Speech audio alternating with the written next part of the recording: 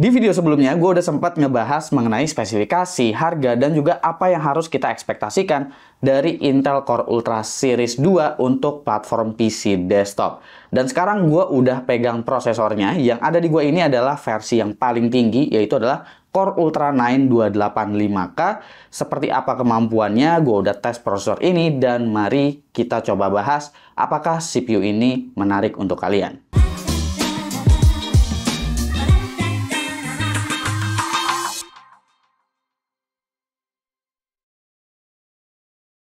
Oke, gue bakalan kilas balik sedikit ya soal spesifikasinya, karena di video sebelumnya juga memang masih kurang detail lah untuk penjelasan mengenai spesifikasi. Buat yang nanya Intel Core Ultra Series 2 untuk Core Ultra 9 285K ini spesifikasinya tuh sebenarnya seperti apa? Jadi di sini Intel tuh sebenarnya udah nggak lagi menggunakan fabrikasi dari Intel sendiri, melainkan sekarang Intel udah menggunakan fab dari TSMC, yaitu dengan TSMC N3B. Codename yang diberikan oleh Intel untuk CPU ini ialah Intel Arrow Lake namanya. CPU ini juga udah nggak punya hyperthreading, jadi dia punya total 8 P-core dan juga 16 E-core tanpa hyperthreading, yang berarti total threadnya itu ada di angka 24. Dengan maksimum turbo boost untuk P-core-nya ada di angka 5,7 GHz, sementara untuk E-core-nya itu ada di 4,6 GHz. Nah, untuk L2 cache-nya ini dia lumayan besar, ada di angka 40 MB, dan untuk L3 atau Intel Smart Cache-nya itu masih ada di 36 MB. CPU ini punya base TDP yang masih sama sebetulnya seperti Core i9 14900K, ada di angka 125 Watt untuk TDP-nya, dan untuk power limit 2 atau maksimum turbonya tapi sedikit berbeda, karena untuk Core Ultra 9 atau Core Ultra 9 285K, dia PL2-nya itu di set di angka 250 Watt. TJ Max-nya juga sedikit berbeda, karena kali ini TJ Max-nya lebih tinggi, bukan di 100 derajat Celcius, melainkan di 105 derajat Celcius. CPU ini juga menggunakan soket LGA 1851, bukan lagi menggunakan soket LGA 1700, yang berarti kalian jika tertarik dengan CPU ini, mau nggak mau kalian harus mengganti motherboard. Ini wajar banget karena Intel udah menggunakan soket LGA 1700 3 generasi, mulai dari generasi 12 hingga generasi 14, dan sekarang membuat sebuah refreshment bernama Intel Core Ultra Series. Untuk platformnya ini nanti dia chipsetnya tuh ada Intel chipset 800 series, yang mana motherboardnya juga udah ada di sebelah gua dengan chipset Z890.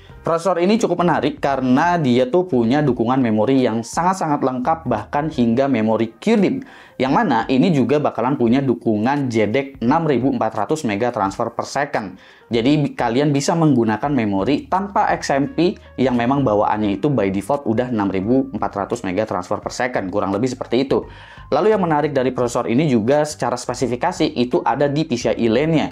Karena untuk Core Ultra 9 285K itu dia punya 24 PCIe lane usable, dan semuanya itu mendukung untuk PCIe Gen 5 ataupun PCIe Gen 4. Dan ini masih backward compatibility juga dengan PCIe Gen 3. Ada iGPU-nya di dalam CPU ini, ada 4X E-core untuk iGPU-nya, dan juga di dalamnya tersedia media engine seperti Intel QSV, yang mana ini juga udah mendukung encoder hingga encoder AV1. Bahkan untuk sekelas CPU yang cukup high-end, Intel masih memberikan sebuah NPU, meskipun NPU-nya ini jumlah TOPS-nya itu nggak terlalu besar, cuma ada di 13 TOPS aja. Sebetulnya bakalan kepake nggak kepake si NPU-nya ini, mengingat PC desktop, apalagi se-high-end ini, kemungkinan besar kalian untuk kemampuan AI bakalan dikerjakan lebih banyak sama discrete GPU.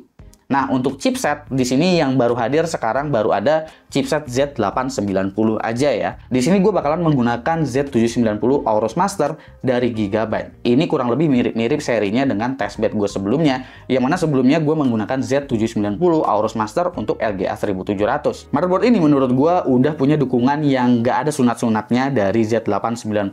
Contohnya seperti punya dukungan total 24 PCIe lane untuk PCIe Gen 4 hanya di chipsetnya doang. Ini memungkinkan motherboardnya bisa mengakomodir banyak banget I/O. Kalian udah bisa lihat di bagian belakang sini, jumlah USB-nya itu sangat-sangat banyak, bahkan tersedia 2 Thunderbolt di bagian rear I/O-nya. Itu belum termasuk Wi-Fi 7, yang mana Wi-Fi 7-nya juga sekarang udah menggunakan Easy Plug namanya, jadi cuma tinggal ditempel doang, dan juga QFlash Plus untuk memudahkan kalian jika kalian ingin update BIOS atau ingin rollback BIOS. Lalu di bagian storage juga nggak kalah menarik. Di sini Aorus menyediakan 2 kali M.2 untuk PCIe Gen 5, M.2 untuk NVMe PCIe Gen 4. Jadi totalnya ada 5 slot dan semuanya udah tercover dengan heatsink, yang mana heatsinknya ini udah menggunakan fitur Easy Latch semua. Jadi untuk pemasangan M.2-nya ataupun pemasangan dari heatsinknya itu tinggal klik aja. Kalau mau lepas juga nggak perlu baut-baut lagi. Untuk VRM konfigurasinya di sini motherboardnya itu menggunakan config 18+1+2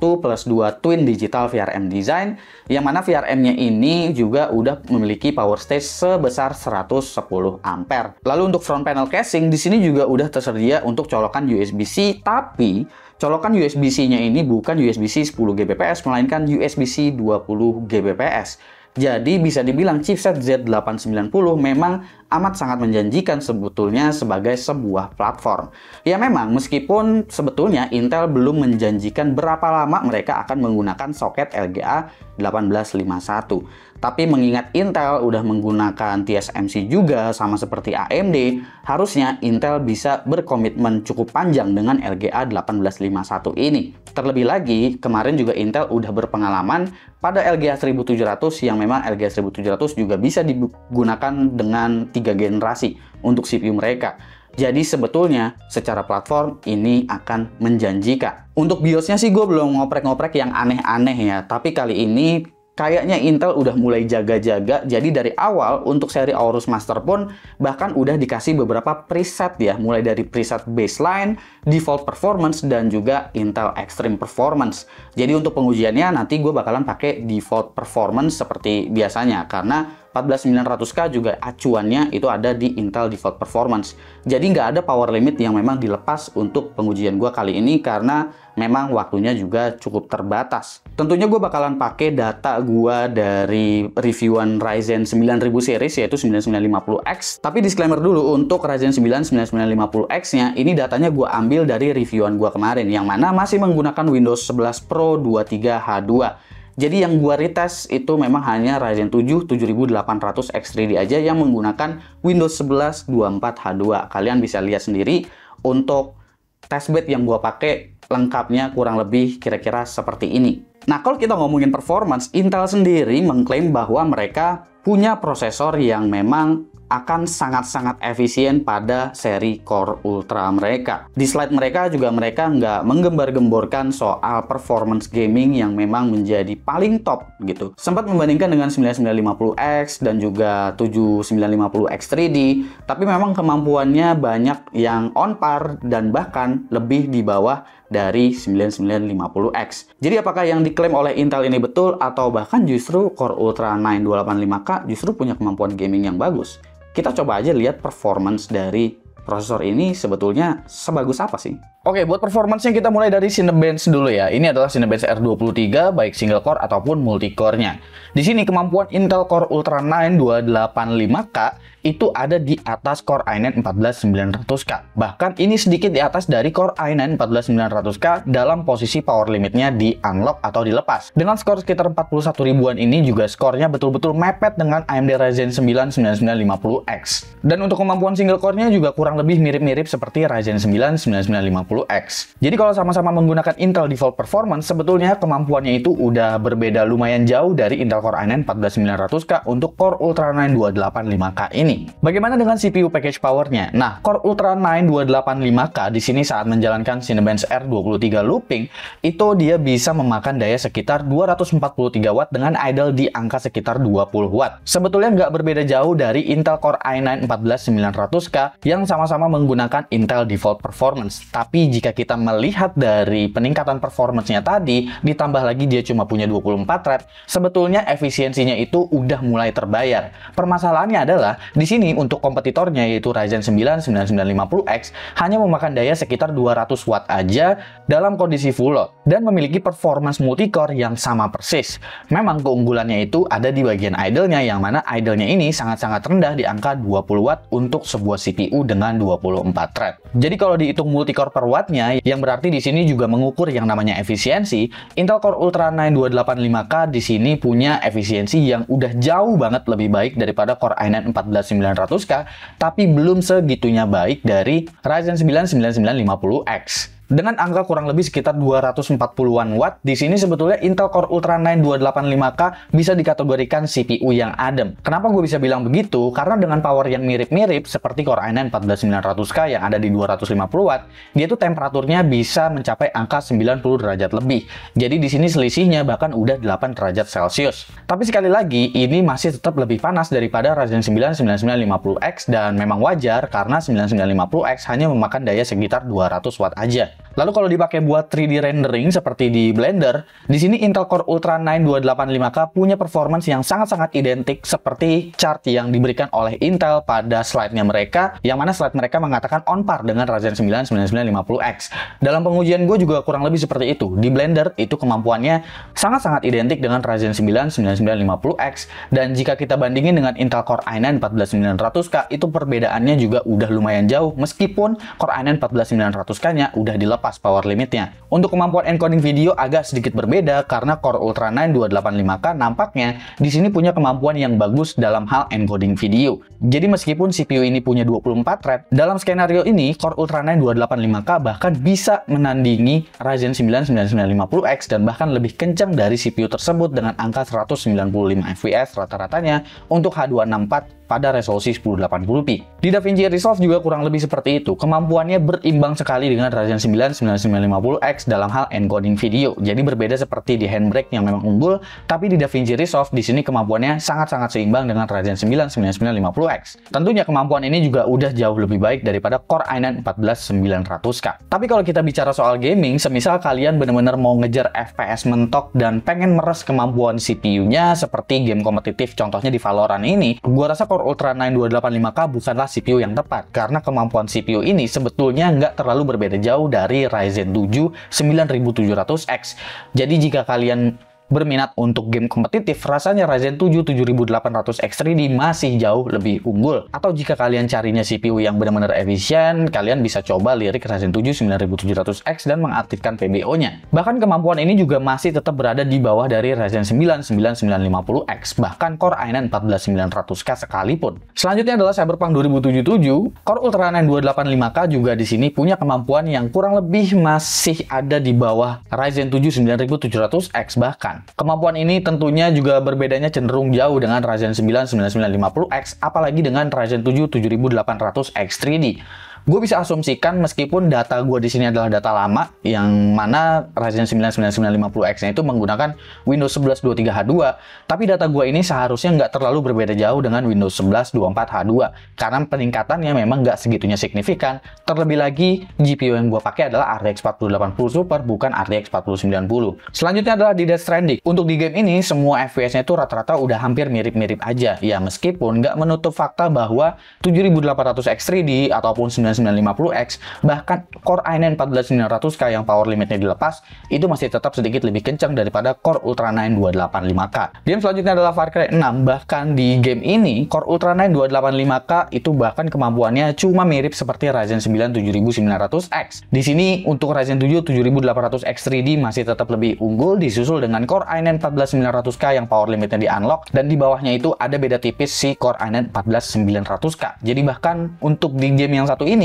kemampuannya masih jauh berbeda dari generasi sebelumnya, yaitu si 14900K. Game selanjutnya adalah Horizon Zero Dawn. Di sini untuk data benchmark gua, Ryzen 9 9950X meskipun menggunakan data lama masih tetap berimbang dengan 7800X 3D, dan untuk Core Ultra 9 285K bahkan di sini kemampuannya masih ada di bawah sedikit dari Core i9 14900K. Pada game ini 9700X masih ada di bawahnya sih, tapi ya tetap aja kemampuan gamingnya di sini kalian udah bisa tebak kalau ya Core Ultra 9 285K ini memang bukan CPU yang tepat jika kalian mau peres untuk high refresh rate monitor atau high frame rate gaming lah. Selanjutnya adalah Hogwarts Legacy. Untuk game ini juga kurang lebih performance-nya justru malah lebih miripnya ke Ryzen 7 9700X. Jadi slide yang Intel berikan sebetulnya agak berani untuk ngebandingin Core Ultra 9 285K ke 9950X yang padahal sebetulnya kemampuannya memang masih lebih banyak title game yang berada di bawah Ryzen 9 9950X, apalagi 7800X 3D. Selanjutnya adalah Shadow of the Tomb Raider untuk Intel Core Ultra Ultra 9 285K pada data benchmark gue ini mendapatkan rata-rata di sekitar 266 fps. Skor yang cukup identik juga dengan Ryzen 7 9700X, hanya saja memang untuk 1% low frame rate-nya itu udah cenderung tinggi. Ini bahkan gue udah menggunakan memori DDR5 8400 meskipun menggunakan Gear 2 ya untuk 8400-nya. Tapi ternyata tetap aja nggak nolong frekuensi tinggi dari memorinya. Di sini untuk Core i9 14900K yang menggunakan memori DDR5 6000 aja itu masih tetap lebih tinggi performance-nya ketimbang Core Ultra 9 285K. Dan game terakhir ialah The Last of Us Part 1. Di sini untuk Core Ultra 9 285K, lagi-lagi kemampuannya hanya sekedar mirip dengan Ryzen 7 9700X. Ryzen 9 9950X di sini masih ada selisih sekitar 10 fps, bahkan selisihnya juga ini sekitar 9 fps dari Core i9 14900K dengan profile default performance. Jika power limitnya dilepas, sebetulnya perbedaannya nggak jauh, cuma 1 fps saja, tapi nggak menutup fakta juga bahwa Ryzen 7 7800X3D masih overpowered untuk skenario gaming di sini. Cuma yang menarik adalah dari Core Ultra 9 285K, memang ketika kita bermain game, itu dia sekarang mendapatkan efisiensi yang luar biasa jauh jika kita ngebandinginnya dengan si Core i9 14900K. Karena kita bisa memangkas sekitar 43 watt jika kita bermain game. Permasalahannya adalah Ryzen 7 9700X ataupun 7800X3D yang punya performance paling kencang di gaming saat ini, itu cuma memakan daya sekitar 85 watt aja ketika kita bermain game. Jadi meskipun bahkan ini lebih irit daripada Ryzen 9 9950X, kemampuan Core Ultra 9 285K juga harus dibayar dengan kemampuan gaming yang memang lebih rendah. Dari semua game yang udah gua tes tadi, di sini memang kita bisa ngelihat bahwa ada peningkatan dari Core Ultra 9 285K dari segi efisiensi. Kalian bisa lihat bahwa Core i9 14900K punya efisiensi yang memang seburuk itu ya. Di sini sih rata-rata FPS per wattnya itu ya kurang lebih mirip-mirip seperti Ryzen 9 9950X. Tapi kalau kita lihat 9700X atau bahkan 7800X3D, itu memang perbedaannya akan jadi sangat kelihatan seberapa efisiensi 7800X3D dalam urusan bermain game. Oke, kalau gue harus berkesimpulan untuk Intel Core Ultra 9 285K, jujur kalau ngomongin harga di Indonesia, gue belum tahu ya. Harganya yang pasti dalam USD di $600, jadi ekspektasi gue harusnya harganya ada di sekitar 10 jutaan kali ya kalau misalkan masuk ke Indonesia, beserta dengan ya pajak lah, biaya distribusi, dan lain segala macam. Harusnya ya 10 atau 11 juta rupiah. Tapi apa yang diklaim sama Intel pada slide mereka sebetulnya itu udah cukup menjawab. Jadi nggak banyak yang overclaim menurut gua dari Intel kali ini. Jika kita bicara performance gaming, ini bukan CPU yang terbaik. Performance gamingnya bisa dibilang ini cuma setara dengan Ryzen 7 9700X. Yang mana 9700X itu performance uplift dari 7700X juga nggak terlalu begitu jauh. Cuma sekitar 5%-an aja. Jadi seharusnya ini nggak membuat AMD panik untuk kemampuan gaming dari prosesor ini seperti apa. Karena 7800X3D masih menjuntang di atas performance gamingnya. Dengan 9950X pun bahkan ya prosesor ini nggak bisa ngejar kemampuan gamingnya. Kalau kita bicara efisiensi, sebetulnya ini jauh banget lebih efisien dari Core i9 14900K. Karena dengan performance yang sama, Core i9 14900K memerlukan daya 300 watt lebih. Sementara prosesor ini hanya memakan sekitar 240 watt. Untuk sebuah prosesor yang memang cuma punya 24 thread, ini prosesor yang memang amat sangat kencang. Tapi jika dibandingkan konsumsi daya dan juga performance yang ditawarkan khususnya untuk multicore, sebetulnya ini masih tetap lebih makan daya ketimbang Ryzen 9 9950X yang punya 32 thread. Meskipun secara performance dia memang on par. Kalau kita bicaranya kemampuan gaming yang punya dayanya lebih rendah, yes, ini punya daya yang jauh lebih rendah sesuai dengan klaimnya Intel. Akan tetapi, ini juga diikuti dengan penurunan performance antara Core Ultra 9 285K dan juga Intel Core i9 14900K. Jadi, dengan penurunan dayanya diikut sertakan dengan penurunan performance khususnya untuk di game. Tapi, jika kita ngelihatnya kemampuan seperti di Blender tadi atau kemampuan encoding seperti di Handbrake ataupun di DaVinci Resolve, Intel Core Ultra 9 285K ini sedikit banget di atas dari Ryzen 9 9950X. Dan cukup bersaing, platformnya juga bisa menawarkan jumlah I/O yang memang lebih lengkap ketimbang di X870E di platform barunya AMD saat ini untuk motherboard. Karena dari segi dukungan memori juga lebih lengkap, nggak cuma I/O aja, dan bahkan untuk dukungan memori DDR5-nya bisa berjalan lebih kencang. Untuk dari Aorus ini bahkan dukungannya itu bisa mencapai angka DDR5 9500 plus. Jadi kurang lebih seperti itu ya untuk Intel Core Ultra 9 285K. Apakah CPU ini jadi menarik atau justru flop juga nih? Coba komen di bawah dan kasih pendapat kalian masing-masing. Jangan lupa subscribe Gosupki, dan seperti biasa sampai jumpa di lain kesempatan.